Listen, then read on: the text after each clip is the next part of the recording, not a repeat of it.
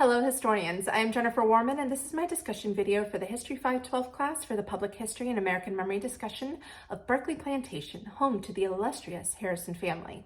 I will attempt to present the interpretations and impartial analysis of this historic landmark, but I acknowledge that according to course guidelines, historians must be honest and objective in their research, accepting it is God who has established order, intelligence, and truth, while recognizing the Bible and history teach all men to recognize their human limitations. Not only was Berkeley Plantation home to the first religious Thanksgiving in America in 1619, but it was where the American bugle call Taps was composed in 1862. Built by his father the year of Benjamin Harrison V's birth in 1726, in Charles City, Virginia, the 1,000-acre plantation will celebrate its 300th anniversary next year in 2026. It is a rich history full of important moments in America's story and was the seat of much comfort and conflict during the Revolution.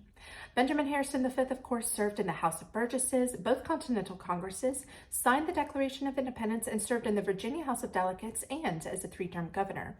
Berkeley is renowned for being Virginia's oldest three-story brick house, the first structure with a pediment roof, and host to visits from the first 10 presidents. During the Revolution, Berkeley was often a place for meeting founding fathers, and George Washington, who was a great friend of Harrison's, was known to dance until dawn at the ever-popular Berkeley balls. But the Revolutionary conflict poured over into the plantation, and the grounds became fodder for personal attack and political insult. After his treason at West Point, Benedict Arnold, former military leader that worked closely with Harrison for years, targeted and raided Berkeley Plantation in January 1781 with hopes of a self-professed reward that the war would be after the war, that the ownership of the very house and grounds he was actively plundering would be his.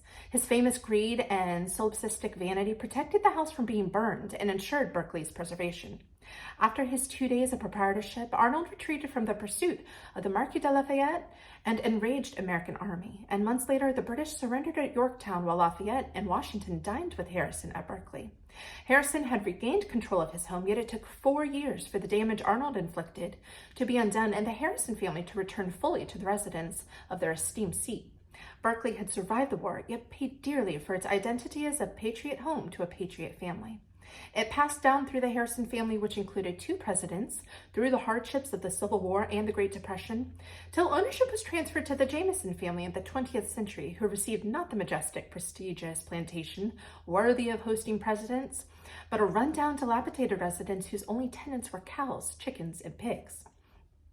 The Jameson family has labored for over a century restoring the historic site and never receiving state or federal funding, but always welcoming visitors. Restoration and historiological shifts in the mid-20th century promoted the cultural consensus analysis of shared values within a complex groups of people, particularly that of plantation life during the colonial and antebellum eras, deciding again with each shift the importance of places like Berkeley. Historian Susie Ames, in her 1957 review entitled The Great Plantation by Clifford Doughty Review, writes, quote, "The control later wielded by the large planters would seem to result not so much from the conscious cultivation, according to the oligarchic theory, as from the very character of plantation life. The plantation was not merely required, but it developed an amalgam of talent," end quote. Ames appreciated the cultivation of the microcosm of plantation life. 70 years later, however, with the social history and neo-progressive approaches, many historians have taken an aggressive affront toward the atrocities of slavery that were very much a reality on plantations like Berkeley. While there is a wide variance of subjugation levels within these plantations, the ingenuity and cohesion of the individuals has taken a backseat to the pursuit of broader studies, and yes, the abominations of human suffering. Berkeley ownership in the last few years has addressed the realities of their historic sites, though not without great doubt and criticism by social rights activists. People's historian Anke Lask concludes in her 2022 publication, Revisiting the Past in Museums and at Historic Sites, that, quote, "Staff members continue at Berkeley Plantation to face an obstacle that seems nearly insurmountable. No matter their intentions and internal evolution prompted by their own research and the course of current events, they are stewarding a racist landmark," end quote. Hyperemphases of these cultural concerns have shifted the current scholarship as historians work hard to showcase the value and contribution of all life within these plantations. Berkeley holds a rich history that diligent preservation has ensured will allow for continuous study by generations to come.